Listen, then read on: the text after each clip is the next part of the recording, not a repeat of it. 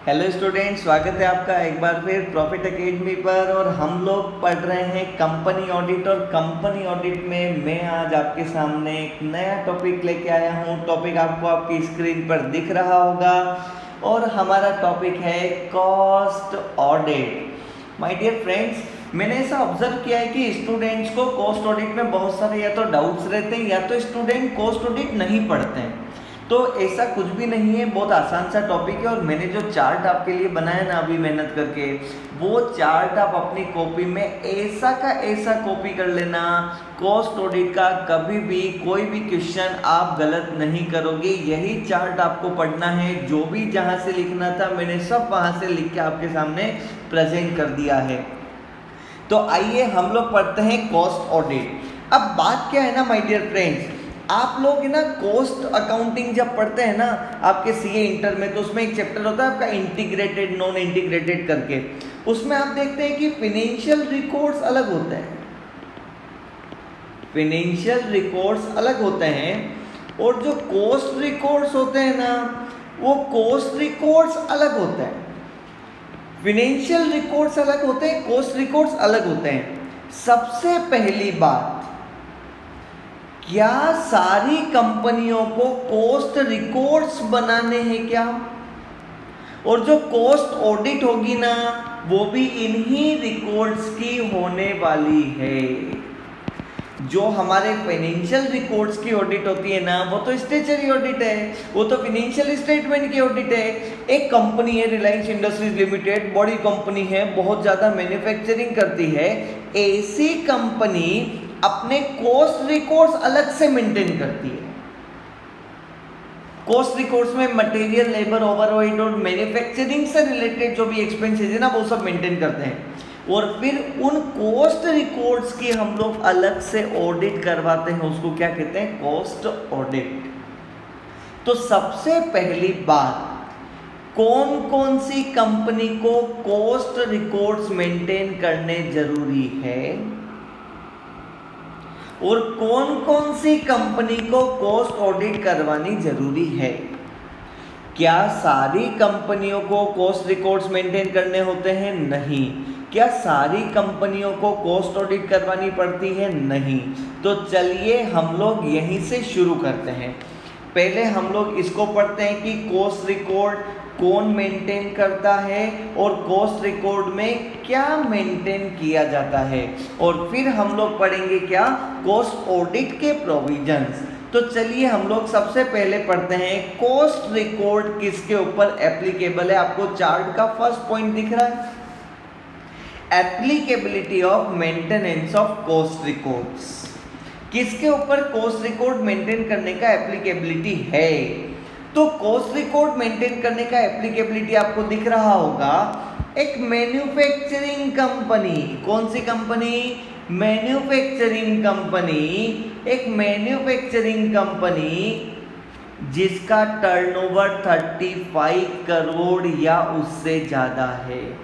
एक manufacturing company जिसका turnover 35 crore या उससे ज़्यादा है प्रीसीडिंग फाइनेंशियल ईयर में, उस कंपनी को इस साल कॉस्ट ऑडिट करवानी पड़ेगी। एक कंपनी है, मैन्युफैक्चरिंग कंपनी है, वो या तो रेगुलेटेड सेक्टर में कवर हो रही है या फिर वो नॉन रेगुलेटेड सेक्टर में कवर हो रही है। अब ये रेगुलेटेड नॉन रेगुलेटेड का क्या प्रॉब्लम है मैं आपको 5 मिनट के बाद बताऊंगा। 5 मिनट रुकना, 5 मिनट तक आप इस वाले ब्रैकेट को इग्नोर करना और मेरी बात को ध्यान से सुनना। मेरी एक मैन्युफैक्चरिंग कंपनी है, आशीर्वाद आटा, ओके।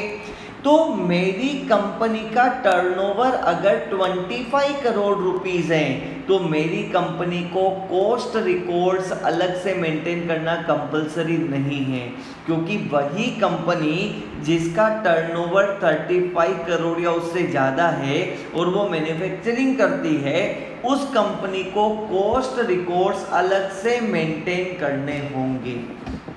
पहली बात आप समझ गए। फिर आप समझिए नीचे क्या लिखा है, non applicability to micro small enterprises.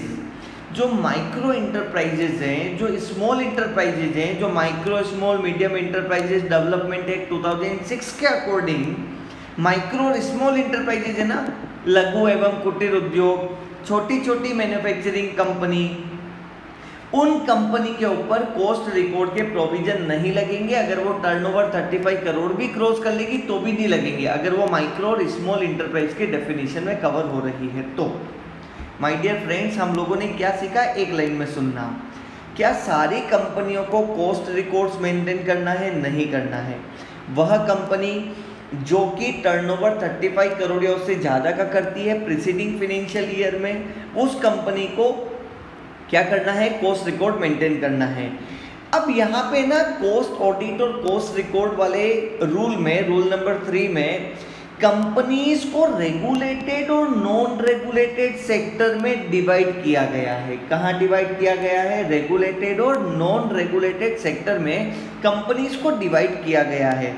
अगर आप ये मैन्युफैक्चरिंग करते हो तो आप रेगुलेटेड सेक्टर में हो, क्योंकि उसके लिए एक अलग से रेगुलेटर बना हुआ होगा। और अगर आप ये वाले गुड्स की मैन्युफैक्चरिंग करते हो तो आप नॉन रेगुलेटेड सेक्टर में हो।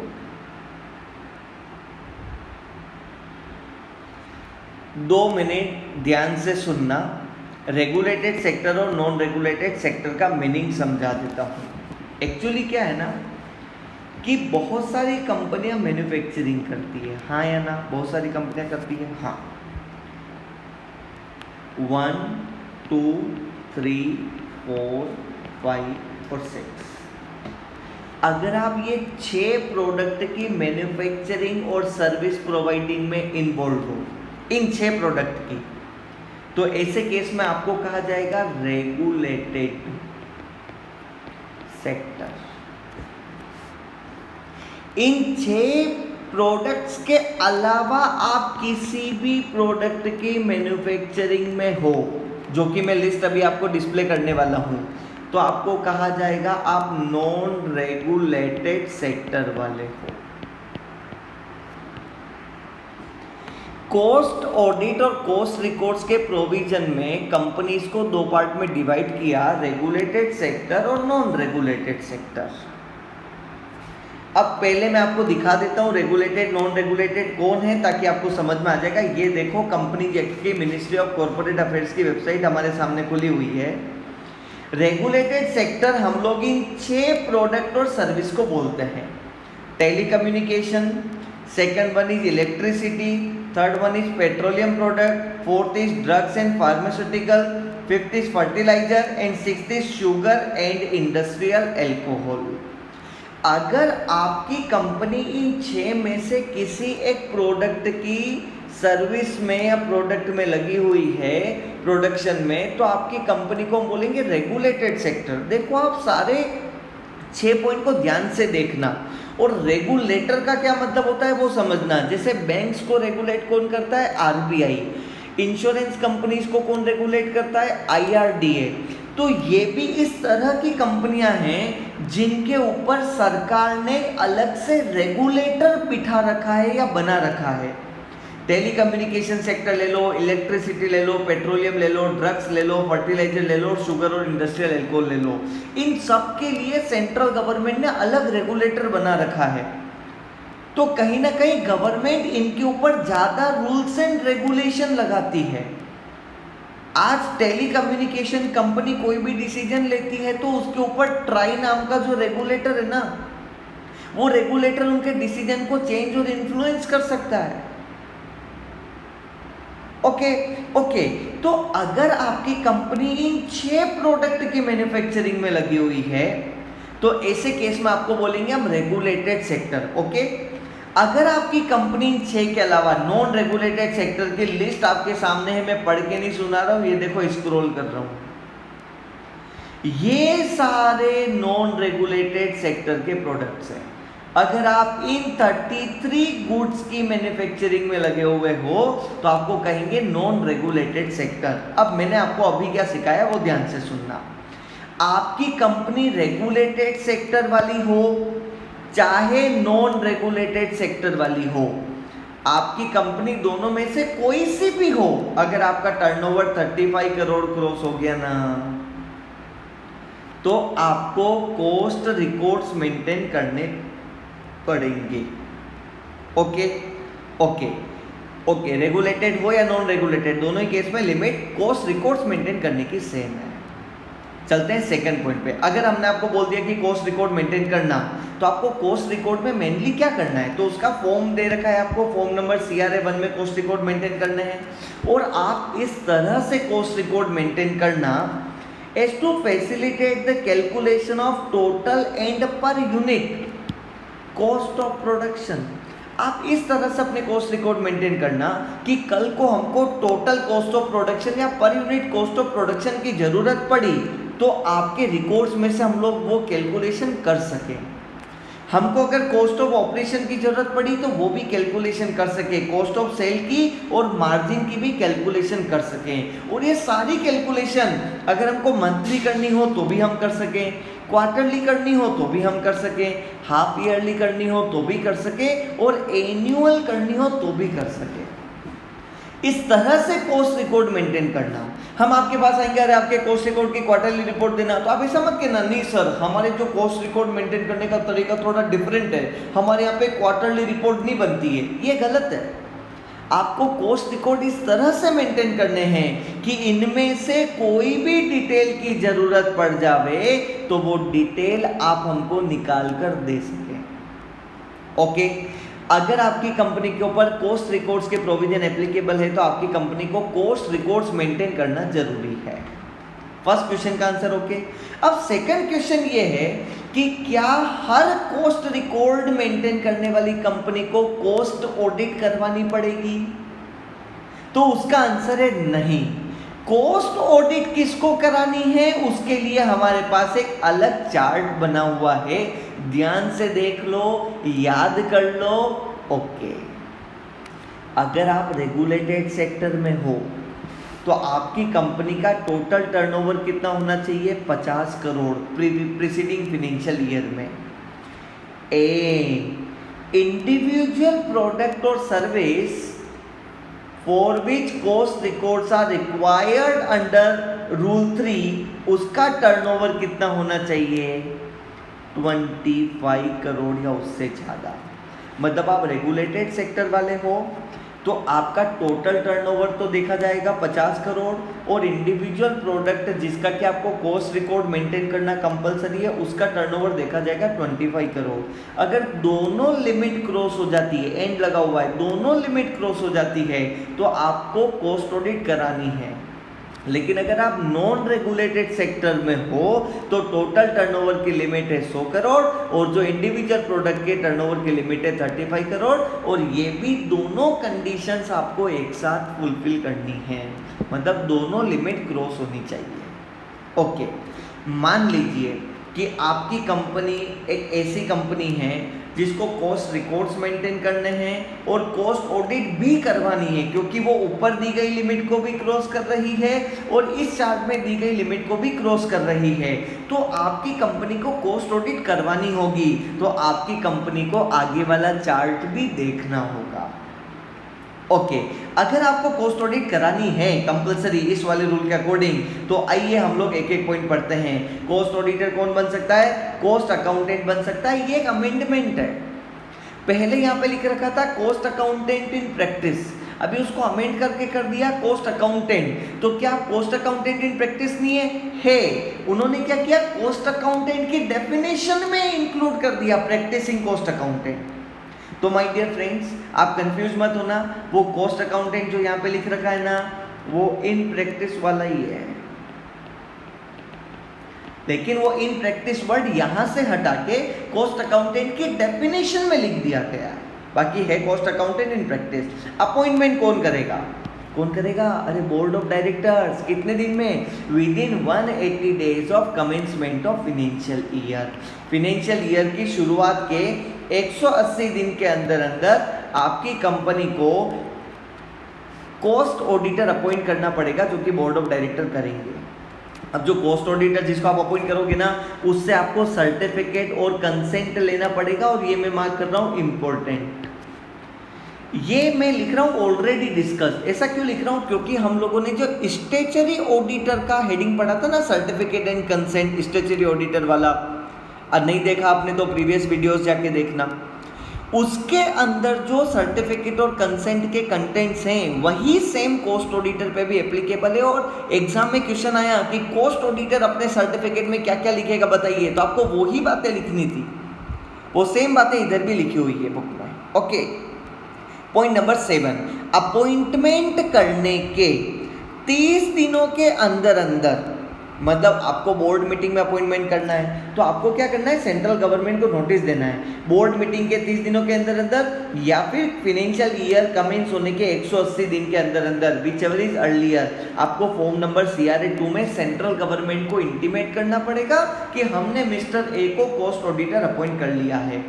कॉस्ट ऑडिटर का टेन्योर कब तक रहेगा? तो कॉस्ट ऑडिटर का टेन्योर कब तक रहेगा, देखिए, expiry of 180 days from the closure of financial year और submission of cost audit report. मतलब जो कॉस्ट ऑडिटर है वो फाइनेंशियल ईयर खत्म होने के 180 दिन के बाद हमारे यहाँ पे ऑडिटर बन के नहीं रहेगा, या फिर वो कॉस्ट ऑडिट रिपोर्ट जब तक जमा नहीं कराएगा तब तक उसको यहाँ पे हमारा कॉस्ट ऑडिटर बन के रहना पड़ेगा। एक कॉस्ट ऑडिटर को अपॉइंट करने के बाद उसको रिमूव किया जा सकता है, बोर्ड ऑफ डायरेक्टर करेंगे, अपॉर्चुनिटी ऑफ बीइंग हियर्ड भी देंगे, और जब आप उसको रिमूव करके नया ऑडिटर अपॉइंट करोगे तो CRA 2 में सेंट्रल गवर्नमेंट को आपको न्यू कॉस्ट ऑडिटर के बारे में इंटीमेट करना पड़ेगा। ओके, जब भी नया ऑडिटर अपॉइंट होगा CRA 2 तो आने ही वाला है, देखना। थर्ड पॉइंट देखो, इसमें भी आएगा कैजुअल वैकेंसी। अगर किसी भी रीजन से, माय डियर फ्रेंड्स ध्यान से देखना, मैंने यहाँ पे रेजिग्नेशन और अदर देन रेजिग्नेशन को अलग अलग नहीं किया है, जैसा कि हम लोग नॉर्मली करते हैं। किसी भी रीजन से अगर कैजुअल वैकेंसी होती है तो casual vacancy board of director fill करेंगे विद इन 30 डेज, और CRA 2 में तो आपको सेंट्रल गवर्नमेंट को इंटीमेट करना ही है। रेम्यूनरेशन कौन डिसाइड करेगा? अगर आपकी कंपनी में ऑडिट कमिटी बनी हुई है तो ऑडिट कमिटी पहले रिकमेंड करेगी, फिर बोर्ड ऑफ डायरेक्टर उसको अप्रूव करेंगे, फिर शेयर होल्डर उसको जनरल मीटिंग में अप्रूव करेंगे। और अगर आपकी कंपनी में ऑडिट कमिटी नहीं है तो बोर्ड ऑफ डायरेक्टर रेम्यूनरेशन तय करके शेयर होल्डर से अप्रूव करवा देंगे। ओके, तो ये रेम्यूनरेशन डिसाइड करने वाले लोग हैं। Qualification, disqualification, rights and duties, ये सब कुछ स्टेचुटरी ऑडिटर की तरह ही रहेगी सेम, बस उसमें थोड़ा सा मॉडिफिकेशन करना पड़ेगा। यहाँ पे लिख रखा है चार्टर्ड अकाउंटेंट इन प्रैक्टिस, तो वहाँ पे ऑब्वियसली कॉस्ट अकाउंटेंट हो जाएगा। आप समझ गए ना मेरी बात को? ओके, चलिए चलते हैं पॉइंट नंबर 13 पर, submission of cost audit report. Cost audit हो गई पूरे साल, फिर ऑडिटर क्या करेगा, कंपनी को CRA 3 नाम के फॉर्मेट में 180 दिन of closure of financial year में से कंपनी को ऑडिट रिपोर्ट सबमिट कर देगा।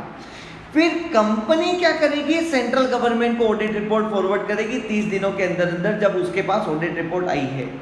और साथ ही अब मान लो कि जो कॉस्ट ऑडिटर है उसने अपनी रिपोर्ट में कोई क्वालिफिकेशन लिखी, कंपनी के कॉस्ट रिकॉर्ड में ये गड़बड़ है, तो उसके ऊपर एक्सप्लेनेशन देना होगा बोर्ड ऑफ डायरेक्टर को CRA 4 में, CG को। और सेंट्रल गवर्नमेंट चाहे तो और भी जरूरत पड़ने पर फर्दर इंफॉर्मेशन मंगवा सकता है। Okay, point number 14, duty to report fraud, same as statutory auditor. अपन पढ़ते हैं ना सेक्शन 143 सब सेक्शन 12 में 1 करोड़ से ज्यादा का फ्रॉड है या 1 करोड़ या उससे ज्यादा का फ्रॉड है तो CG को बताना है। तो अगर कॉस्ट ऑडिटर को भी 1 करोड़ या उससे ज्यादा का फ्रॉड मिलेगा तो CG को बताना है, कम का मिलेगा तो बोर्ड ऑफ डायरेक्टर को बताना है। वो सेम पॉइंट लगता है, ब्रांच ऑडिटर पे भी सेम पॉइंट लगता है। ओके, कंपनी सेक्रेटरी पे भी सेम पॉइंट लगता है सेक्रेटरियल ऑडिट में। ओके, अब मैं आपको एक छोटा सा पॉइंट इधर से भी बता देता हूं आपकी बुक से, बस जो हो गया कंप्लीट है ना, वो चार्ट कंप्लीट था, बस मुझे खाली एक पॉइंट कवर करना है, वो ये रहा, कॉस्ट ऑडिट किसके ऊपर अप्लाई नहीं होती। एक ऐसी कंपनी जिसका है ना रेवेन्यू एक्सपोर्ट से होता है फॉरेन एक्सचेंज में 75% ऑफ टर्नओवर, या फिर आप स्पेशल इकोनॉमिक जोन में हो, या फिर आप which is engage in generation of electricity for captive consumption through captive generating plant, तो इन कंपनियों पे कॉस्ट ऑडिट के रूल एप्लीकेबल नहीं होते हैं। ओके माय डियर फ्रेंड्स, तो यह था कॉस्ट ऑडिट। क्या था? यह था कॉस्ट ऑडिट। कॉस्ट ऑडिट का ये जो चार्ट है, इस चार्ट में बस आप ये 3 पॉइंट इंक्लूड कर लेना किसके ऊपर कॉस्ट ऑडिट नहीं लगता है, और ये चार्ट के 15 पॉइंट्स आपको कॉस्ट ऑडिट में हमेशा सही आंसर दिलवाएंगे। यह कॉस्ट ऑडिट का चार्ट आप 1 बाय 1 वीडियो को पीछे ले जाके स्क्रीनशॉट लेके अच्छे से अपनी कॉपी में नोट कर लीजिए। Okay my dear friends, I hope आप लोगों का कॉस्ट ऑडिट में अब कोई डाउट नहीं रहा होगा और मैंने आपको कॉस्ट ऑडिट अच्छे से समझाने की कोशिश करी। आई होप आप लोगों को समझ में आया होगा और मेरा जो पढ़ाने का पर्पस है वो फुलफिल हुआ होगा। ओके, जो नेक्स्ट हेडिंग हम लोग लेने वाले हैं और प्रोबेबली अपने इस चैप्टर की एक बार के लिए लास्ट हेडिंग होने वाली है, वो होने वाली है ब्रांच ऑडिट। देखता हूँ कहाँ है, yes this is the heading. क्या है? Audit of branch office accounts. Branch office accounts की ऑडिट के बारे में मैं आपको 5 बातें बता देता हूँ जो आपको ध्यान रखनी है। सबसे पहली बात, जो ब्रांच ऑफिस का ऑडिटर होगा ना, वो ब्रांच ऑफिस का ऑडिटर कौन हो सकता है? मैं इसको 2 पार्ट में डिवाइड कर रहा हूँ। अगर इंडियन ब्रांच है तो ऐसे केस में आपके पास 2 ऑप्शन है। या तो आप जो हेड ऑफिस का ऑडिटर है ना, आपका कंपनी ऑडिटर, उसी को ब्रांच ऑफिस का भी ऑडिटर बना लो, या फिर अपॉइंट अदर पर्सन और फर्म, या फिर किसी दूसरे पर्सन को आप क्या बना लो, ऑडिटर बना लो। और वो भी है ना क्वालिफाइड होना चाहिए। क्वालिफाइड का मतलब समझ रहे हो? सी हैविंग सर्टिफिकेट ऑफ प्रैक्टिस या फिर पार्टनरशिप फॉर्म, वो वाली जो क्वालिफिकेशन है ना सेक्शन 141 में, वो होनी चाहिए। अगर एक फॉरेन ब्रांच है तो इसमें पहला ऑप्शन क्या है कि या तो जो आपकी कंपनी के हेड ऑफिस का ऑडिटर है ना, जो कंपनी ऑडिटर है, उसी को आप फॉरेन ब्रांच का भी ऑडिटर बना लो। अगर आप फॉरेन ब्रांच में किसी दूसरे पर्सन को अपॉइंट करना चाहते हो तो वो पर्सन क्वालिफाइड होना चाहिए। Qualified person as per law of that country, वो उस कंट्री के हिसाब से क्वालिफाइड होना चाहिए। ओके ना, आप समझ गए ना? इंडियन ब्रांच है तो आप हेड ऑफिस के ऑडिटर को ऑडिटर बना लो, नहीं तो आप दूसरे पर्सन को अपॉइंट करोगे, वो इंडिया के रूल के हिसाब से क्वालिफाइड होना चाहिए। फॉरेन ब्रांच है तो या तो हेड ऑफिस का ऑडिटर बनेगा या फिर वो पर्सन क्वालिफाइड होना चाहिए उस कंट्री के लॉ के अकॉर्डिंग। पॉइंट नंबर 2 जो आपको ध्यान रखना है वो ये है कि ब्रांच ऑडिटर अपनी जो ऑडिट रिपोर्ट होगी वो कंपनी ऑडिटर मतलब हेड ऑफिस के ऑडिटर को फॉरवर्ड करेगा। ओके, पॉइंट नंबर 3, जो हमारी कंपनी का ऑडिटर होगा वो company auditor branch audit report को पढ़ेगा और उसमें से जो भी मटेरियल फैक्ट उसको लगता है कि वो financial statement as a whole के लिए इंपॉर्टेंट है, वो वाले फैक्ट्स वो ऑडिटर अपनी मेन कंपनी की ऑडिट रिपोर्ट में इंक्लूड करेगा। ओके, तो कंपनी ऑडिटर उस ब्रांच ऑडिट रिपोर्ट के साथ डील करेगा। और आपको पता है ना सेक्शन 143 सब सेक्शन 3 में जो 12 पॉइंट्स थे उसमें एक पॉइंट ये भी था कि ब्रांच ऑडिट रिपोर्ट आगे ये नहीं आई और उसके साथ आपने कैसे डील किया। पॉइंट नंबर 4, इसकी क्वालिफिकेशन, डिस्क्वालिफिकेशन, राइट्स, ड्यूटीज, ये सब सेम एज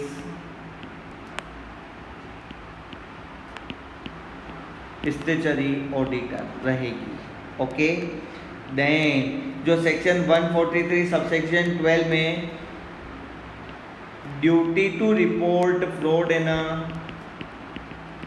वो भी ब्रांच ऑडिटर पे लगेगा। मतलब एक ब्रांच ऑडिटर को अगर अपनी ऑडिट करते टाइम कोई भी फ्रॉड पकड़ में आता है तो वो ब्रांच ऑडिटर भी रिपोर्ट करेगा। अगर वो फ्रॉड 1 करोड़ या उससे ज़्यादा का है तो सेंट्रल गवर्नमेंट को रिपोर्ट करना उस ब्रांच ऑडिटर की ड्यूटी बन जाएगी।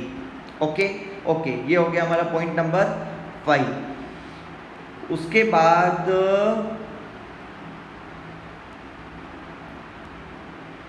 चलिए आइए हम लोग एक बार नोट्स के साथ में देख लेते हैं कि कुछ एक्स्ट्रा पॉइंट है क्या ब्रांच ऑडिट में। मैं देख रहा हूँ कुछ भी एक्स्ट्रा पॉइंट होते हैं आपके लिए मैं मार्क कर दूंगा।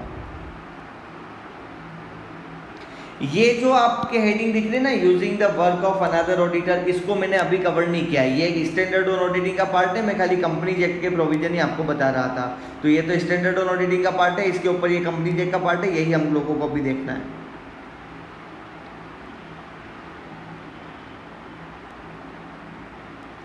ठीक है, मैंने ब्रांच ऑडिट से रिलेटेड लगभग सारी बातें जो कंपनीज एक्ट की है वो कवर कर ली है।